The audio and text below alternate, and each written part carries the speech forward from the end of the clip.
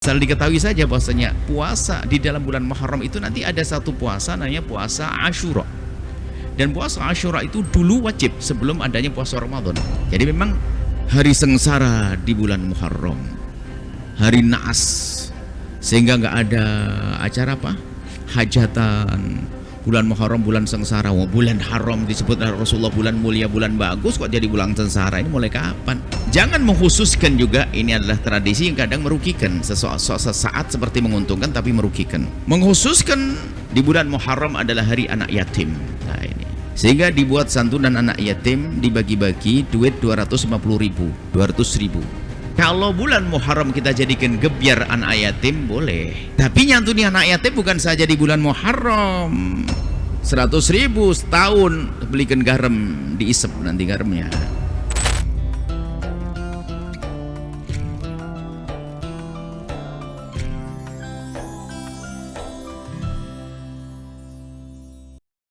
Allah Subhanahu wa taala berfirman, inna iddatas syuhuri indallahi 12 syahra, bahwasanya Allah mempunyai bulan 12 bulan fi kitabillahi yauma khalaqas samawati wal ard minha arba'atun hurum.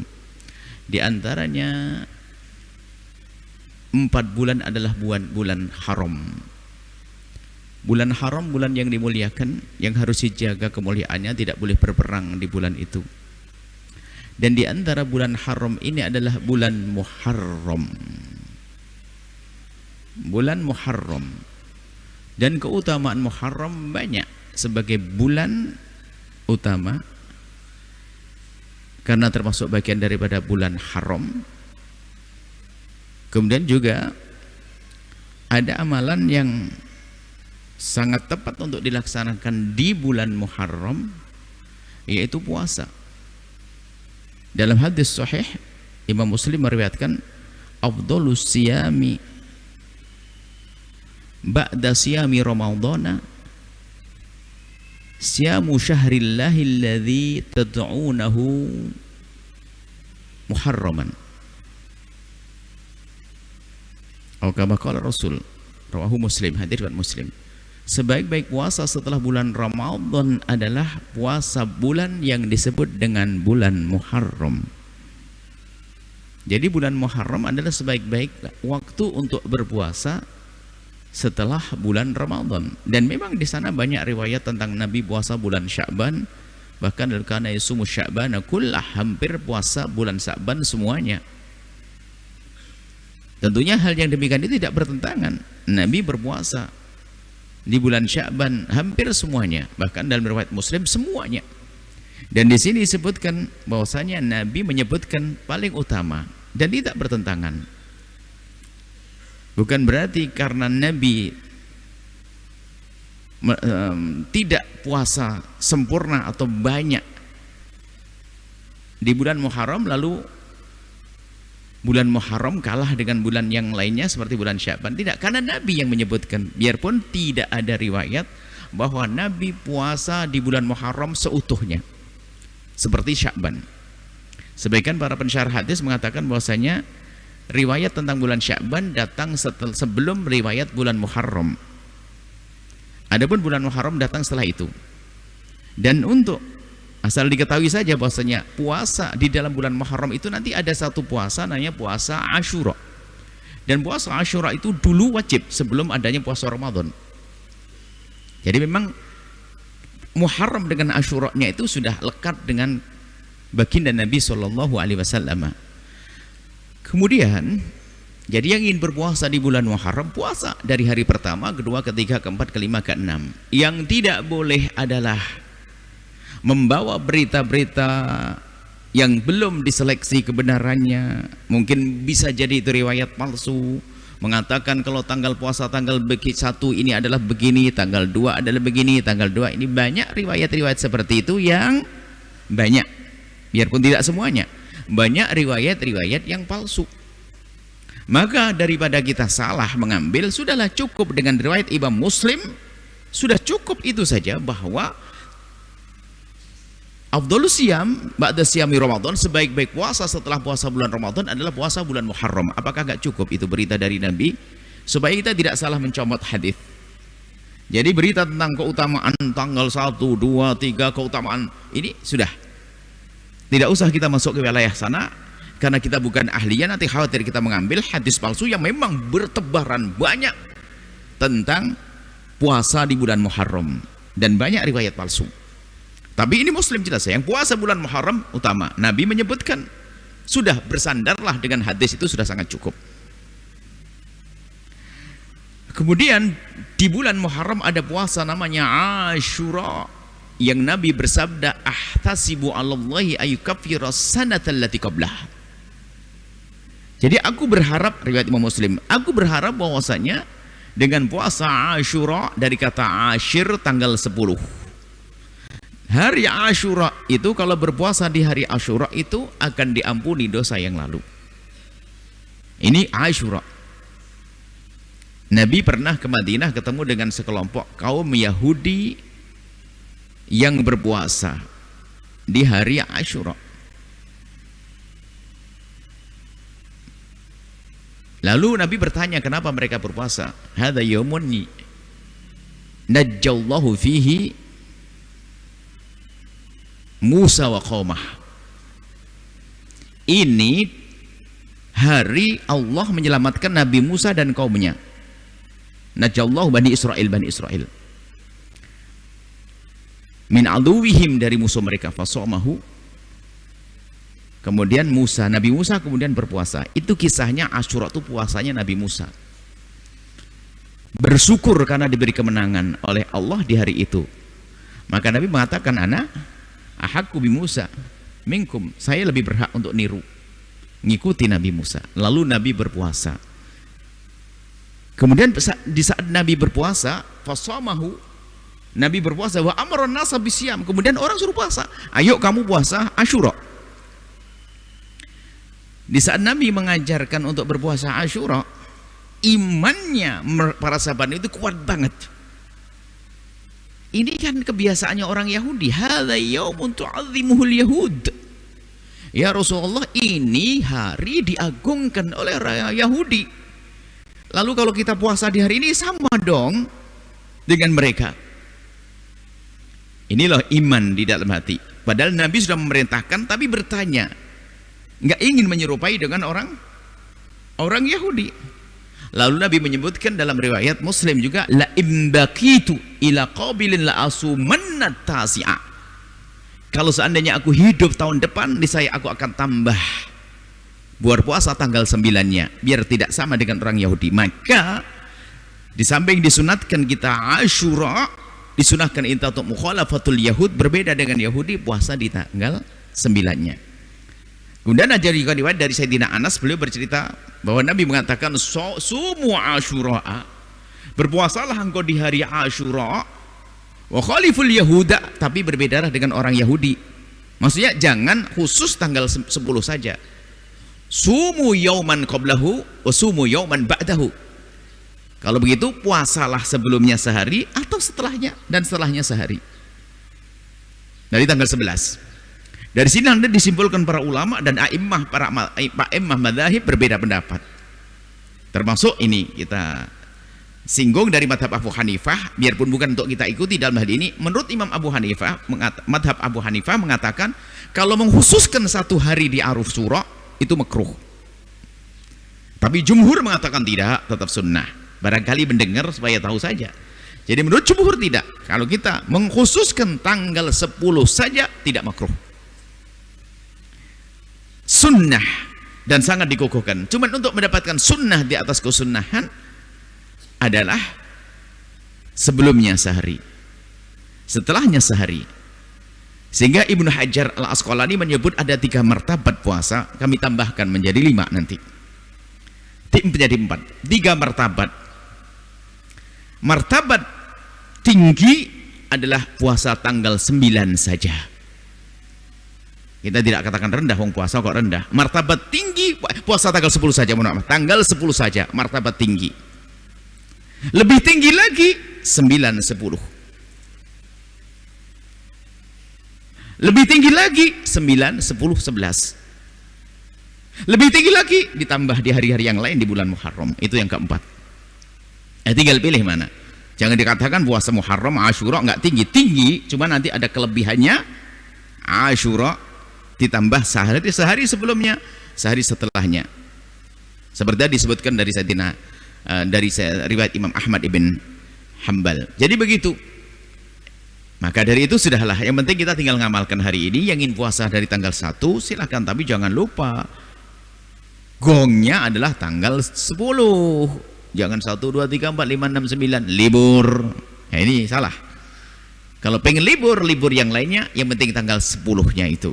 Untuk ditambah tanggal 9 sama tanggal 11. Kalau ternyata tanggal 9, 11 nggak bisa, pokoknya ditambahlah sehari supaya tidak hanya tanggal 10 saja. Itu saja insya Allah. Kemudian jangan mengkhususkan juga, ini adalah tradisi yang kadang merugikan. Sesaat seperti menguntungkan tapi merugikan. Mengkhususkan di bulan Muharram adalah hari anak yatim. Nah ini, sehingga dibuat santunan anak yatim, dibagi-bagi duit 250.000, 200.000. Kalau bulan Muharram kita jadikan gebyar anak yatim, boleh. Tapi nyantuni anak yatim bukan saja di bulan Muharram. 100.000 setahun, belikan garam, diisep nanti garamnya. Ana wa kafil yatimi kahataini. Aku dengan penanggung kehidupan anak yatim seperti ini di surga. Kata baginda Nabi, dekat sekali. Ngerawat, bukan santunan setahun sekali. Bolehlah itu sebagai kebiar. Cuman kalau mengkhususkan itu sebagai hari anak yatim harinya setiap hari harus kita perhatikan. Bukan di hari Muharram saja, setiap hari. Mereka butuh makan setiap hari, butuh sekolah setiap hari. Bukan hanya di hari Muharram saja, apalagi 10, 11 Muharram dan seterusnya. Kemudian anak yatim dijejer, kepanasan, lupa tidak dikasih minum. Apalagi dengar berita bahasanya man ahabba yulayyan qalbuhu falyutri minhu yatiman falyamsah ra'sah. Kalau ingin dilembutkan hatinya, dekatkan anak yatim, usap kepalanya, tapi tidak dilanjutkan, diusap dok kepalanya, pusing kepalanya, kasih duit, kasih santunan. Memang mengusap maknanya kasih sayang dalam hadis tersebut. Tapi harus diperhatikan, memberi makan seperti yang makan, memberi pakan, itu kan lanjutan hadisnya, bukan diusap dok. Diberi pakaian seperti yang kita pakai, diberi makan kita makan, maka akan lembut hatinya. Ini masalah anak yatim, tolong peduli kepada anak yatim, bukan hanya di bulan Muharram. Akan tapi di luar Muharram mereka juga butuh makan, butuh minum, butuh sekolah dan seterusnya. Dan ingat, jangan zalim kepada anak yatim. Yang zalim kepada anak yatim, ingat Allah bisa meyatimkan anaknya esok hari. Hati-hati. Jangan zalim kepada anak yatim, Allah bisa meyatimkan anaknya di esok hari. Berkasih sayanglah kepada anak yatim. Mungkin ada sebagian yang kesal dengan anak yatim, katanya nakal anak yatim. Enggak, anak yatim tidak harus nakal. Kalau kita kembalikan, kita lacak, kita rinci, kenapa anak yatim nakal? Oh, anak yatim nakal setelah abahnya meninggal, ibunya kan bingung cari uang.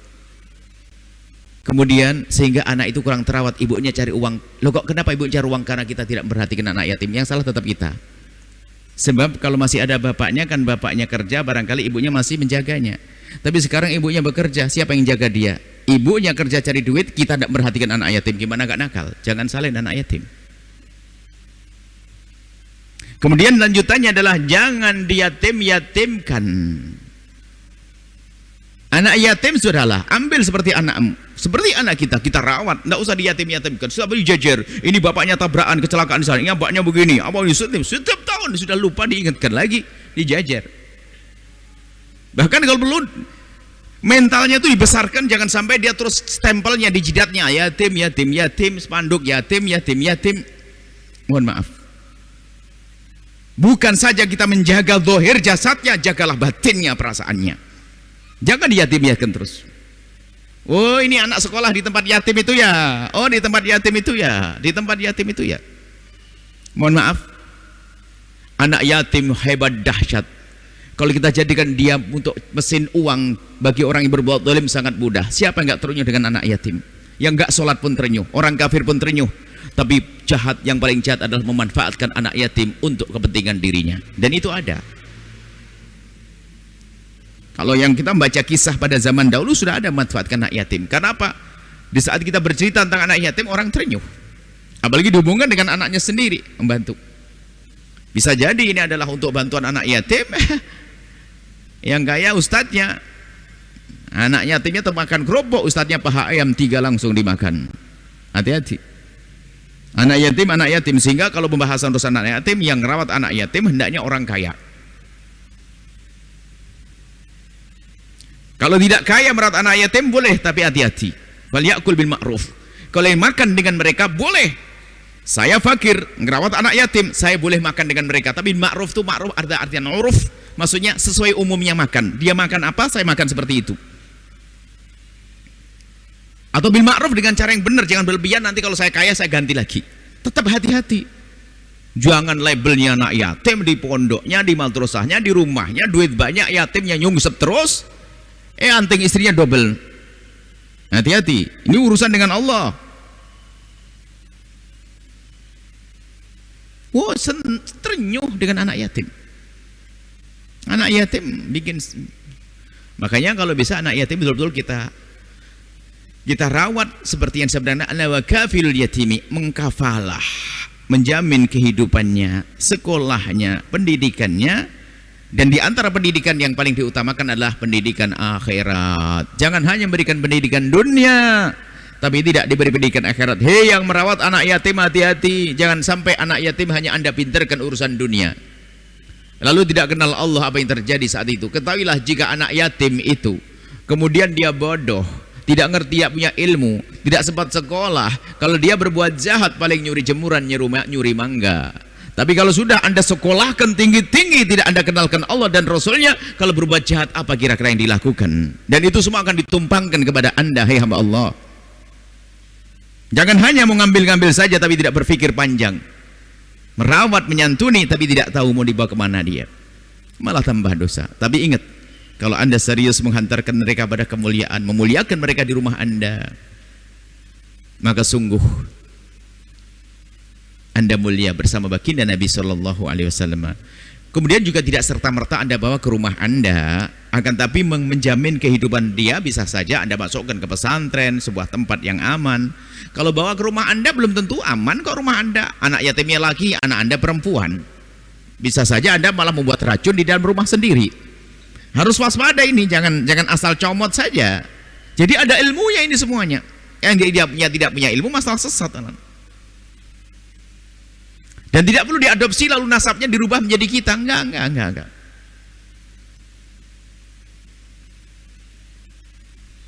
Anak yatim yang tidak berayah, termasuk yatim di atas yatim. Semoga Allah menjaga anak kita dari zina. Semoga Allah menjaga kita dari kehinaan zina. Yang terlahir dari buah berzinaan adalah tidak ada ayahnya, maka dia lebih yatim dari anak yatim. Kenapa lebih yatim dari anak yatim? Kalau anak yatim beneran itu bapaknya meninggal dunia, bisa saja ibunya seorang yang sangat solehah masih bisa merawatnya. Tapi yang lahir dari zina, bisa saja ibunya adalah memang pezina. Ini bahaya. Maka anak yatim lebih dari yatim. Ayo kita rawat. Bahkan kalau jangan sampai dia tahu kalau dirinya adalah dari hasil anak zina. Dia tidak ada ayahnya kok. Tidak punya ayah. Semoga Allah menjauhkan kita dari zina, kehinaan zina. Maka hai hamba Allah, syukuri halal yang Allah berikan kepadamu dengan cara menjaga mata kita. Yang belum punya halal, segera menujulah kepada yang halal agar pintu haram tertutup. Kemudian lanjutannya, khurafat, hari sengsara di bulan Muharram, hari naas, sehingga nggak ada acara apa? Hajatan. Bulan Muharram bulan sengsara. Bulan haram disebut Rasulullah bulan mulia, bulan bagus, kok jadi bulan sengsara? Ini mulai kapan? Sehingga toko bangunan pada ngeluh, aduh Buya nggak ada orang bangun. Kenapa? Bulan naas ini bulan sengsara. Bulan sengsara, bulan naas itu bulan kita bermaksiat. Tapi bulan anak Anda menikah, bulan bahagia, bulan sengsara bagaimana? Bulan Anda mendapatkan keturunan, bulan Anda bisa beribadah.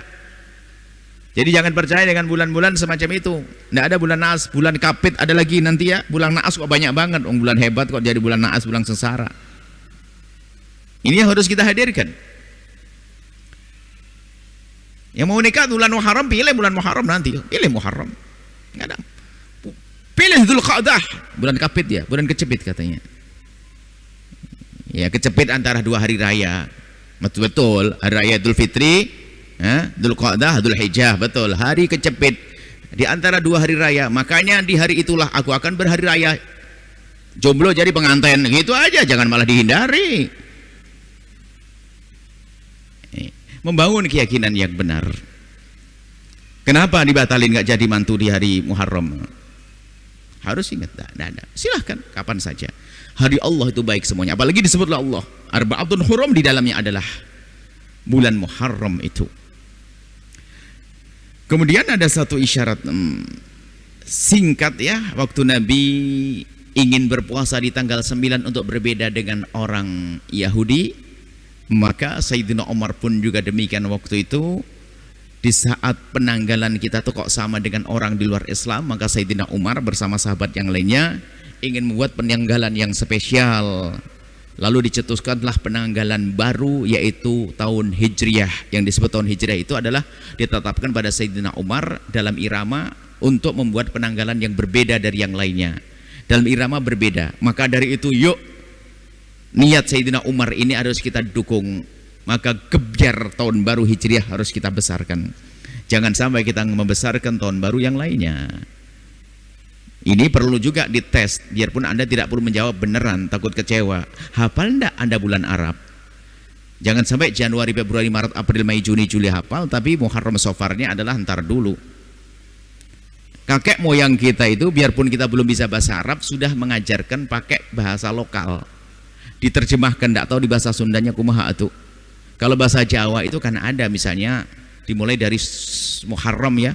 Muharram itu tidak pakai Muharram, diambil bagiannya suro. Nggak ada sofar, sapar. Nggak ada maulid, Rabiul Awwal, mulut, ba'da mulut, cuma dilawal, cuma dilakhir, sudah dirubah semua. Tapi ketemu judulnya Rajab, nggak ada Rajab, Ruwah, Saban, Poso, Sawal, Selo, besar, Suro lagi. Nah, ini yang Jawa. Yang Sunda mah sebutlah. Itu yang perlu kita uri-uri, yang kita rawat. Baik, semoga Allah merindukan kita kepada sunnah baginda Nabi sallallahu alaihi wasallam ya. Tanpa mencela kita. Kita mengagungkan syiar Muharram, syiar tahun baru Hijriah, agar kita kembali kepada tahun ini dan bulan Hijriah. Sebab hukum-hukum di dalam syariat Islam ini ada hubungannya dengan bulan Hijriah. Haji bulannya Hijriah, puasa Hijriah, hitungan-hitungan dalam urusan-urusan sumpah dan sebagainya, kafaroh dan sebagainya, hitungannya cara Hijriah. Jadi bulan Hijriah adalah bulan untuk ibadah. Jangan sampai kita tidak mengerti bulan Hijriah. Sudah waktunya. TK yang punya TK, SD yang punya SD, SMP punya SMP, madrasah, ayo kita budayakan kembali. Dan kalau perlu sudah kita tulis, kita dahulukan bulan Hijriah dulu, baru bulan Masehi. Biar bulan Hijriah, bulan Masehi, bulan Hijriah, bulan Masehi. Membiasakan, diniati untuk mengangkat syiar. Biarpun kalau ada orang mendahulukan bulan Masehi, ya enggak, bukan sesuatu yang haram dong. Hanya kita akan punya misi mengangkat syiar agama kita, seperti itu. Baik, ini saja yang bisa kami hadirkan. Semoga Allah memberikan pada kita ilmu yang manfaat.